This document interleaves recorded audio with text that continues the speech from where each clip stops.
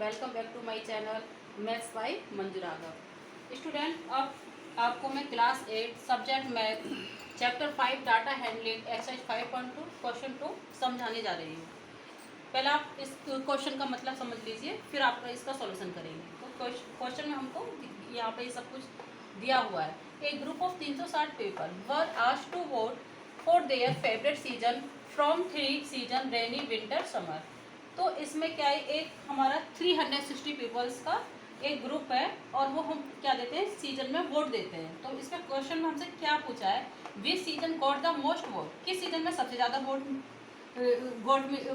Vote मिले। Find the centre angle of each sector, draw a pie chart. फिर उसमें आपको पाई चार्ट बनी थी। यहाँ पे आपको सीजन्स दिए हुए हैं, यहाँ पे नंबर ऑफ वोट ये आपको क्वेश्चन में गिवन है। यहाँ पे समर है, यहाँ पर रेनी, यहाँ पर विंटर। समर में कितने वोट, 90 वोट दिए हैं। रेनी में कितने, 120। और विंटर सीजन में 150 वोट। तो जो 360 पीपल्स हैं हमारे पास, तो वो समर में 90 वोट कर रहे हैं, रेनी में 120 और विंटर में 150 वोट्स दिए हुए हैं। तो पहले क्वेश्चन में आपसे पूछा है विच season got the most vote, सबसे ज़्यादा किस सीजन में वोट मिले हैं। तो आपको दिखाई दे रहा है कि समर में 90, सबसे ज़्यादा किस में है, विंटर सीजन में। तो हम लिख देंगे नंबर फर्स्ट का आंसर में मैक्सिमम वोट विंटर सीजन। पहला क्वेश्चन ये हल हो गया इसका।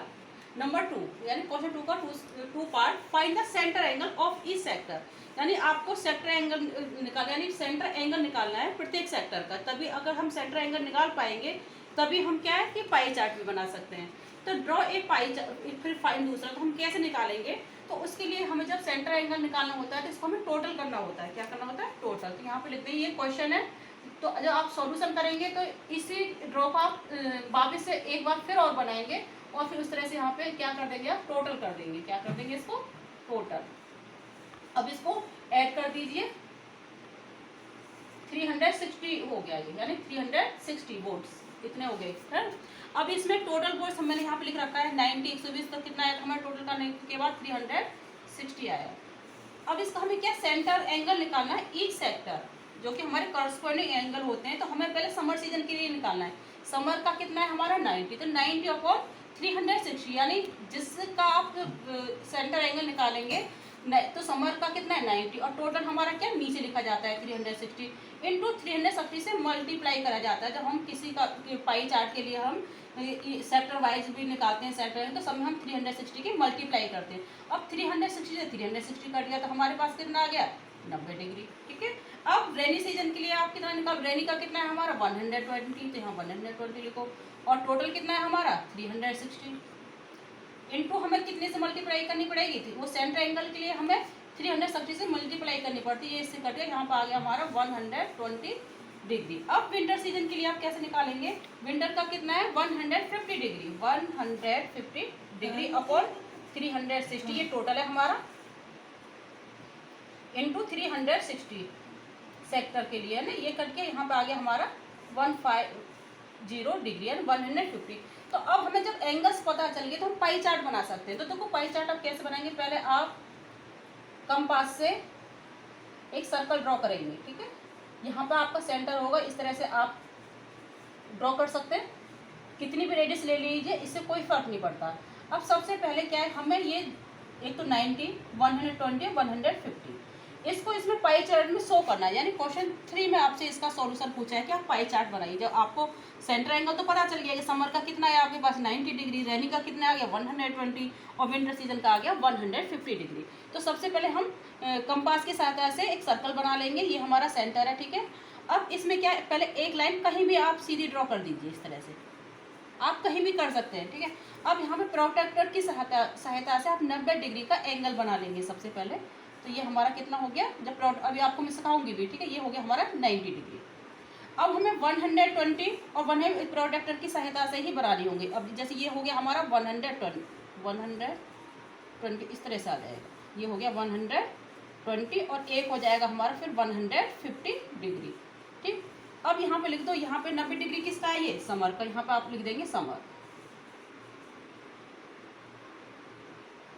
120 किसका है, रेनी। और 150 किसका है, ये विंटर। तो स्टूडेंट सबसे पहले आप एक बार फिर समझ लीजिए कि सबसे पहले क्वेश्चन 2 में फर्स्ट पार्ट में पूछा कि सबसे ज़्यादा वोट किस सीजन में मिली, तो आपको देखने को पता चला कि विंटर सीजन में हमको सबसे ज़्यादा वोट मिले, तो हमने लिख दिया कि maximum vote winter season. Question 2 में पूछा था सेंटर एंगल। सेंटर एंगल निकालने के लिए क्या होता है, समर का हमें निकालना है, तो पहले तो जो हमें ये दे रखे हैं नंबर ऑफ वोट हमने टोटल किए, जिसका भी हम सेंटर एंगल निकालते हैं तो उसको ऊपर लिखते हैं और टोटल को नीचे लिखा जाता है और मल्टीप्लाई हमें 360 से की जाती है, क्योंकि हमारा कोई भी सर्कल होता है वो 360 का ही होता है कंप्लीट, इसलिए हम 360 की मल्टीप्लाई करते हैं सेंटर एंगल निकालने के लिए। तो जब हमने इसको काट दिया तो 90 डिग्री आ गया, तो इस तरह से हमने निकाल दिया। पाई चार्ट बनाने के लिए फिर जब हमारे सेंटर एंगल आ गए तो उसी का हमें पाई चार्ट बनाना होता है। पाई चार्ट के लिए एक सर्कल बनाओगे, सर्कल आप कितना भी छोटा बड़ा बना सकते हो, ये आप पे डिपेंड करता है। फिर आपको एक 90 प्रोट्रैक्टर की सहायता से और ऐसे आप नाप के ये बना सकते हो, फिर लिख दोगे ये, और मैं से आपको कॉपी पे भी समझाऊंगी। ओके मेरे स्टूडेंट, पाई चार्ट में आपको कॉपी पे बनाना बता रही हूँ। तो पाई चार्ट का आप ड्रॉ कैसे बनाएंगे, तो सबसे पहले आप यहाँ पर इस तरह से लिख लें। हमें जो सेंटर एंगल बनाने थे, एक तो बनाना था हमें 90 डिग्री का और दूसरा बनाना था हमें 120 डिग्री और 150 डिग्री को। ये हमें किस में शो करना है, ये पाई चार्ट में शो करना है। सबसे पहले आपने एक पॉइंट लगा लिया, ठीक है। अब ये उसकी कंपास की सहायता से आप एक सर्कल बनाएंगे। सबसे पहले इस तरह से आप सर्कल बनाएंगे, ठीक है स्टूडेंट। आपको समझ में आ रहा होगा, ये आप रेडियस छोटी बड़ी कितनी भी ले सकते हो और इसका एक पहले सर्कल बनाएंगे। पहला स्टेप ये हुआ। अब स्केल की सहायता से एक लाइन ड्रॉ कर दीजिए। आप कहीं भी ड्रॉ कर सकते हो, इससे कोई वो नहीं पड़ेगा, इस तरह से, ठीक है। अब ये मैंने एक लाइन यहाँ पे, अब मुझे पहले सबसे पहले बनाना है 90 डिग्री का। तो 90 डिग्री का आप ये प्रोटेक्टर आपको दिखाई दे रहा होगा और इसमें यहाँ पे ये पॉइंट है, ये इस पॉइंट को हम मैं यहाँ पर रखूँगी सेंटर पर, इस तरह से, ठीक है स्टूडेंट। ये मैंने इस तरह से ये सेंटर पे आप एडजस्ट कर लेंगे, ठीक है ना, इस तरह से रखा। अब मुझे 90 यहाँ पे कहाँ दिखाई दे रहा है, यहाँ पे दिखाई दे रहा है, तो यहाँ पे मैंने एक डॉट लगा दी इस तरह से, ठीक है।